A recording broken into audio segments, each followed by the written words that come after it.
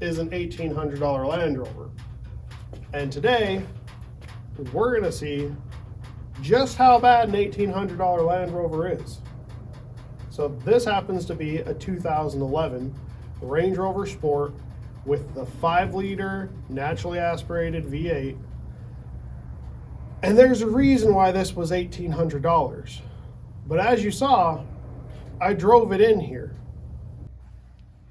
So let's get a closer look at this thing.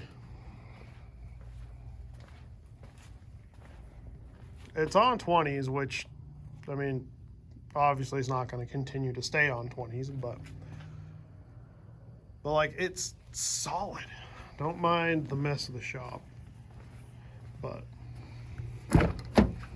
like, interior wise, I mean, I haven't even cleaned this yet.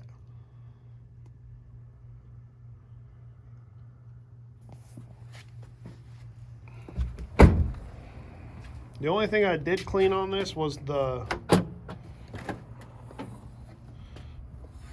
front driver's seat, but like, you can tell, like, yeah, she's not perfectly clean, but like, this is the only bit of damage on the whole thing, is this taillight lens. So, yeah.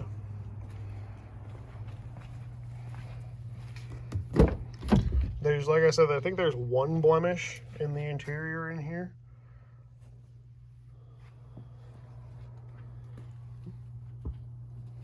And that would have to be the passenger seat. Which, I mean, I guess there's this on the driver's seat, but like, you know, that's split, but that's not a big deal. I know a guy who can fix that. And then there's that.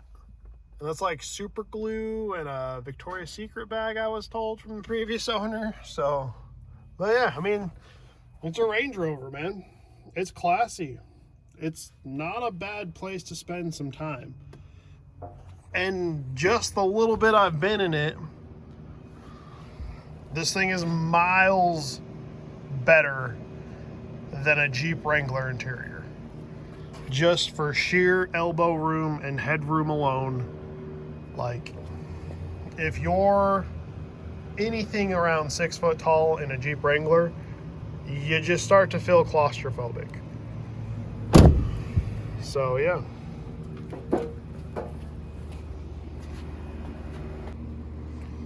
So on this first video, we're gonna go through and see, because there is definitely an oil leak down in there. You can see standing oil down there. That's a skid plate, and it seems to be wet halfway down the engine. So I'm gonna assume right now it has something to do with the front main seal,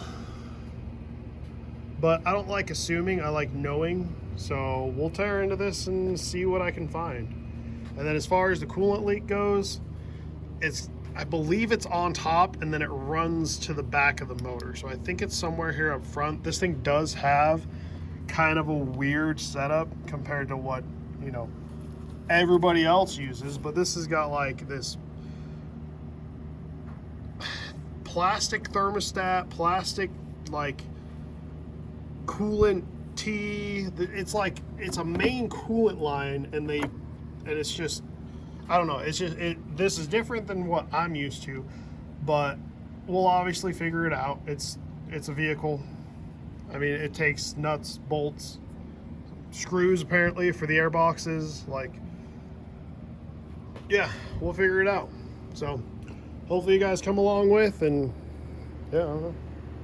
If you like it, let me know. If you think, if you don't, also let me know. I mean, I'll go through the comments and see. So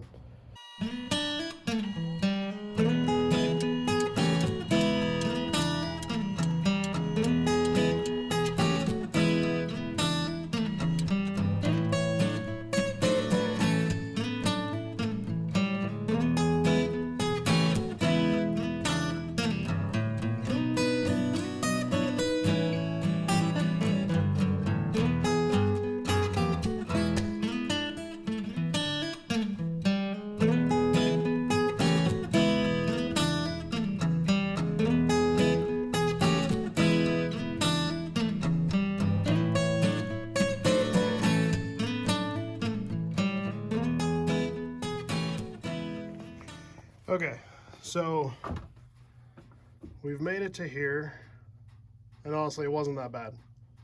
Like, really simple without having the giant supercharger there from the other videos I've seen for the supercharged version of this engine, but nonetheless, here we are. Okay, so coolant down inside of there. All right, so this is kind of what I first noticed, was like there's melted stuff here, which like, it's like melted plastic. I pulled a big chunk off and was playing with it, but yeah. So, but yeah, this right here, look at this. So this is like, I don't know, maybe one of the main water necks for this engine, besides the water pump right here, right? So, obviously it needs a belt. We will get to that. But, so this starts right here, this Wise, or whatever you want to call this T goes here, goes to this. This is all plastic. So it's all laminated, but like, look at this. This piece here is supposed to be like glued together. But look, you guys see that on camera? It's just like come unglued. Not on that side, but this side. And then you can see back here too. So you see where there's like old coolant on this. So we're gonna order up this piece here, this plastic piece, because this nipple also broke just trying to pull the line off of it. So that's cool. But it's also plastic. Like, I get saving money and weight, but like, it's plastic. And plastic over however many heat cycles just turns brittle. I'll still never understand plastic valve covers. But, yeah, anyway. So we found the coolant leak. That's this, okay? There's where all the coolant's coming from. As far as the oil leak is concerned, I'm pretty positive it's the front main. Although I can't, like, unless I start it, I can't tell you absolutely positively. But, like, you can tell where the belt has picked it up and thrown it everywhere. And that's the first belt on the back of the harmonic balancer. So if it's not that, it's, I saw, so on the bottom, which I'll just go under there. Okay, so you can see down here, okay? You see where that's like got the oil dripping off of it? That might be another oil leak. That's supposedly like a vacuum pump, from my understanding. That piece there is a vacuum pump, and you can kind of see where it looks like it's leaking between like the block, because that's like the oil pan right there where it connects to. That's the front of the oil pan, and you can see like right there with the harmonic balancer, like it looks kind of really wet and clean right there. So I'm assuming it could come from there too. Now there's also a timing cover on here, and it could very well be leaking from that gasket, but I feel like that's less likely than like having this. And geez, do you see, can you guys see that belt? Look at this.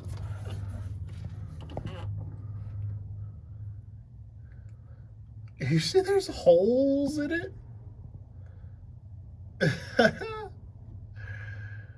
Yeah, that's on borrowed time there, man.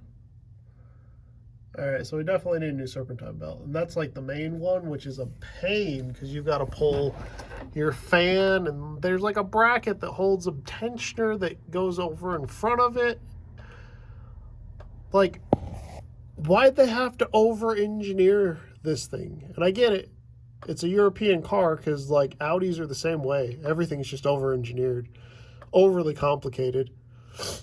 At least Japanese and so far US made stuff. I mean, some US made stuff. I guess the older, and yeah, everything's not US made, but like American trucks, right? No, they're made in Mexico. I get it, but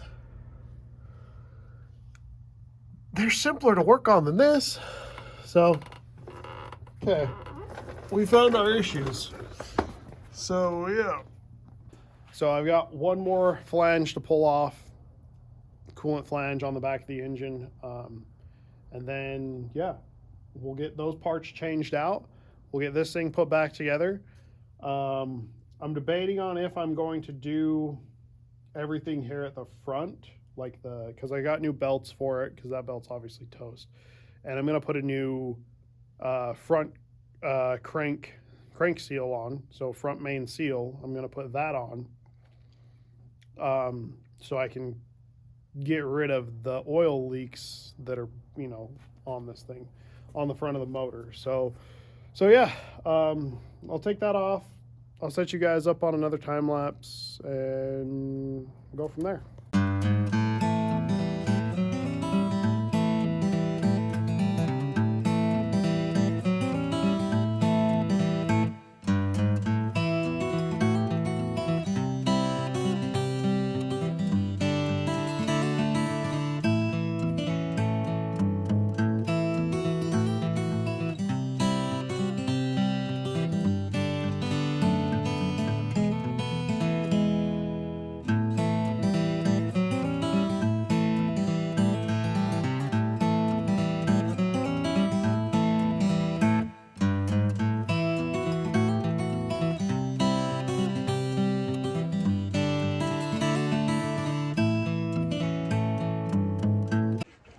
All right, so I've got a dilemma. I'm missing my fan wrench, which is let me get a light.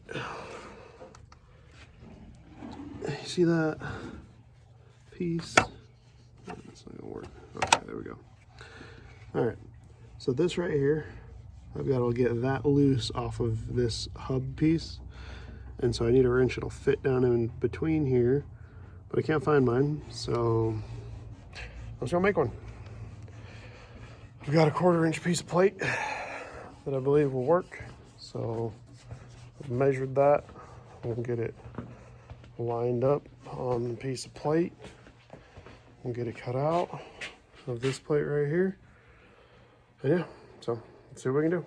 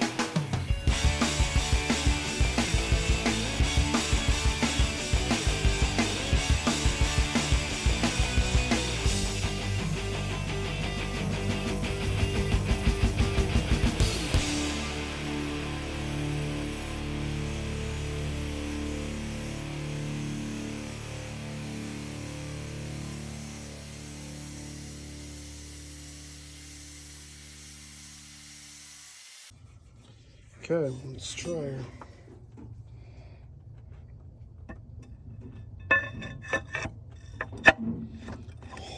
Oh, that should do her.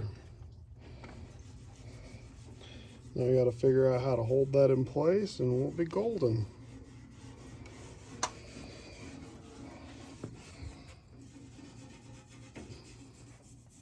Homemade fan wrench. So that'll be it for this episode. tune in for more on the next one. We'll have it going back together, and also I'll show you how to make your own special tools with, you know, basic shop equipment. Like, obviously we have a little more than basic shop equipment in here, but I'm going to show you it on a small drill press, using a small drill press, grinders, cut off saw, like portaband saw, like all smaller things that you don't need to have a giant Bridgeport mill or, you know, lathes and stuff to do this. You just need a basic drill press, basic knowledge of hand tools and grinders, and yeah, you can make these tools yourself instead of having to spend hundreds of dollars. And hopefully I don't have to use these tools again. But anyway, thanks for joining me. We'll see you guys on the next one.